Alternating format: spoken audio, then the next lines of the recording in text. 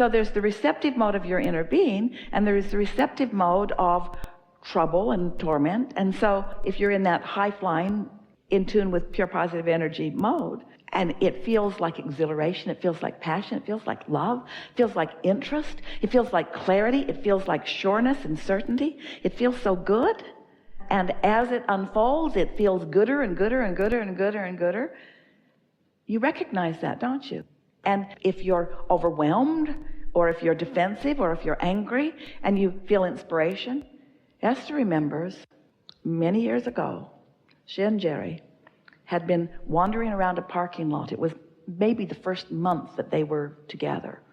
And they'd been driving around a parking lot at the Sheraton Harbor Island in San Diego, looking for a place to park. And it was late at night. And they really wanted to find a place to park, and there just wasn't one. And they drove, valet parking was closed, and they drove, and they had about 20 minutes invested in this. And there was a spot.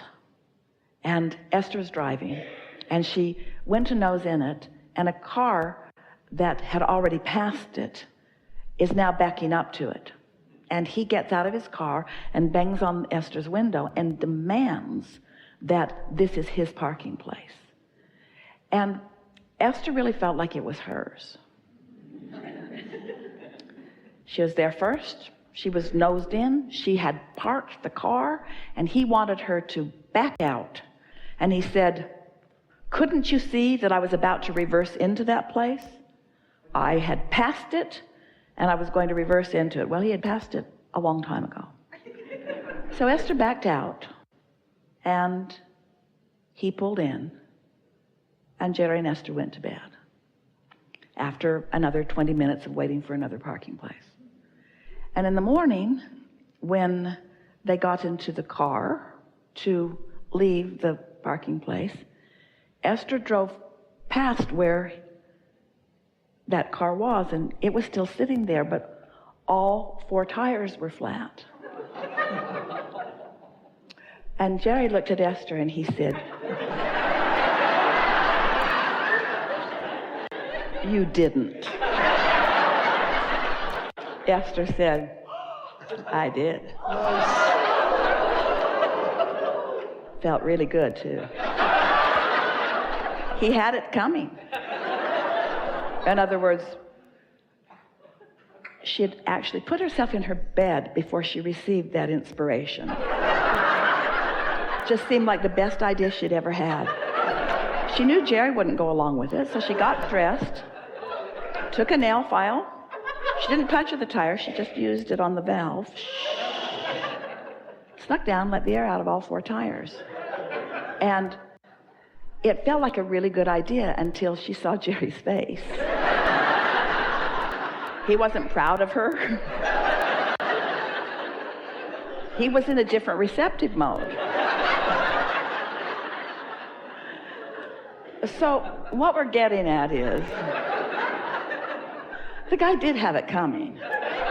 In other words, it was his point of attraction. He'd been very demanding and unreasonable, and he'd bullied his way in, and Esther just wanted to level the playing field a little bit. And we're certainly not encouraging those actions. We're just saying, sometimes you get an inspiration from someplace other than in your state of alignment. And you can tell by the way it feels. Now, as it was happening to Esther, in the momentum of her anger, and in the momentum of the injustice of it, that just seemed like the best idea in the world.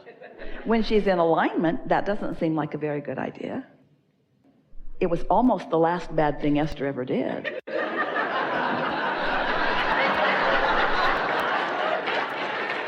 But you get the point that we're making, is that impulses that come seem perfectly normal given the momentum that you have going. And you cannot really be a good evaluator of what it means in the big picture unless you're in that high-flying mode. But you can't know how to be in the high-flying mode unless you have some of the other experience. And therefore, nothing that you do is inappropriate in your way to coming into full alignment with who you are. We think that we're all in a place of understanding this. It's tricky for you because as you hear us reveal Esther's deeds, Which side of it were you on? You gasped. You were shocked. Shocked. Shocked. Shocked. And yet you sort of understood too, didn't you? And you've done something like that too, haven't you? The reason that we're having this conversation is because we're not wanting you to evaluate the rightness or the wrongness of the action. We're wanting you to understand the receptive mode from which it was inspired.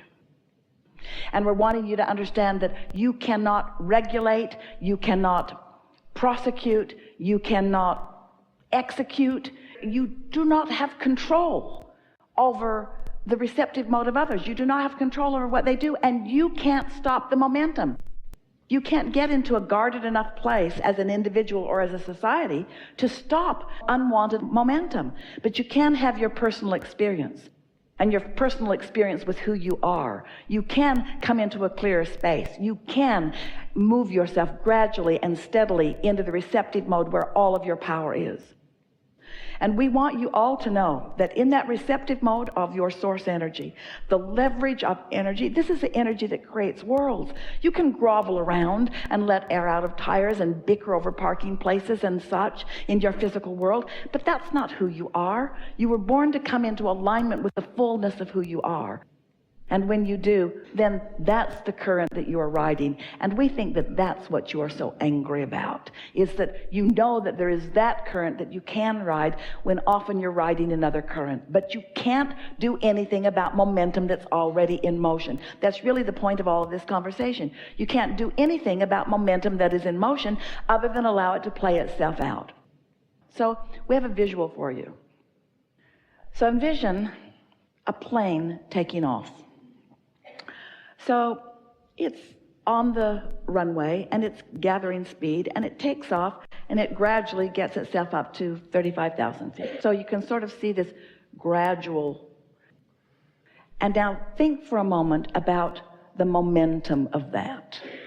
Think about impetus, think about momentum, think about energy, think about jet fuel, think about whatever you need to think about that momentum. So it's at 35,000 feet. Now, out there under that airplane, envision a rocket and watch it fire and get to 35,000 feet. Which had more momentum? And how did it accomplish its faster momentum? More deliberation. And there's focus, decision. In other words, it's two different ways of going about achieving maybe a similar thing, which is the 35,000 feet altitude that we're talking about as a goal. So what we're saying to you, it does not matter what your trajectory of momentum has been relative to any subject. You have the ability here and now to get your momentum going in the direction of what you want anytime. And so we're happy to have had this conversation with you about the different receptive modes that you might be in. You cannot connect with source energy in the conscious, deliberate way that so many of you are doing and ever be happy in your indeliberate approach to life experience. You know too much, you can't go back. You cannot be a deliberate creator and then be a sloppy creator and ever give yourself a break about being a sloppy creator. It's just what the expansion and evolution is. Now we ask you, do these explanations about the laws of the universe help you? Does it help you to understand why things are happening for you and others the way that they are? Does this knowledge give you more insight as to what's happening? And do you need your own exposure to life and your own ability to apply what you're learning in order to find out how it really works? The words don't teach, but the life experience does. Are you in agreement with that? Doesn't it feel to you like we're all making too much of all of this? That you could just get into a happy place? You could just get into a happy place? So why don't you just cut it out and get into a happy place? We're serious about this question. Why do you not just stop with the and get up here where you belong? Why? Beliefs. What is belief? Thought you keep thinking. What is all of that? Momentum. Momentum. So what are positive momentum building statements that you could offer for yourself? What's a really base statement that you could make? Something that's right at the core of who you are. Things are always working out for me. I'm a good person. How about this one? It is what it is. Everybody can get there. It is what it is. It is what it is. How about this? I give up. I give up. I give up the struggle. I give up the battle. I give up the deception of control. I give up the uncontrollable. I give up. I give in to my ultimate well-being. I give in to my goodness. I give up the battle and I give in to my goodness. I give in to alignment. You're giving up the battle and you're giving in to alignment. You're giving in to your goodness. You're giving in to the inevitable worthiness that is you. You're giving in to the unfolding of life. You're giving in to the probability of happiness. I'm giving up the struggle. If you're giving up the struggle, what are you giving into? Can you find it? Can you find some words? What? Giving into relief. I'm giving into ease. I'm giving into natural. I'm giving into flow. I'm giving into goodness. I'm giving into clarity. I'm giving into the receptive mode. I'm giving into getting a good idea. I'm giving into relief. I'm giving into ease. I'm giving into fun. I'm giving into joy. I'm giving into not giving a rat's ass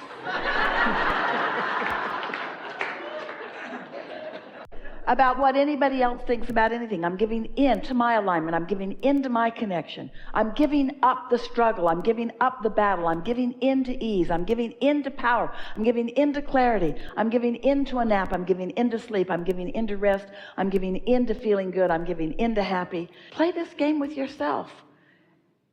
Do it when you've got a little struggle going and use it to guide yourself back onto the roadway. And notice that the more control you have as you care about how you feel, because sometimes you can say these words and you're right back in alignment, and sometimes you can't, so give in to that. Just stop the struggle and stop the judgment, stop the self-judgment. That's really what we're asking. Stop beating up on yourself about where you are, and stop beating up on others for not understanding where you are. They're not going to get it. It's not their job. It's your job. It's just your job. It's your job to live happily ever after. So here's the deal. You're going to live ever after. Might as well decide to be happy. Gets easier when you croak. That part's easy. But there's a reason that you're here. Because you like the hands in the clay. You like the deliberate intent. You like the freedom of getting to choose. You like the benefit of being out here on the leading edge where all the juice is. You like that feeling of the thought turning to the thing and you getting to witness it and guide it. You like the deliberate control of the inevitable natural happiness that is the way you are, you see. This is a good conversation. Do you feel easier about life? You feel like you want to take a softer approach? You feel like you'd like to let others alone a little bit and let them do as they want to do?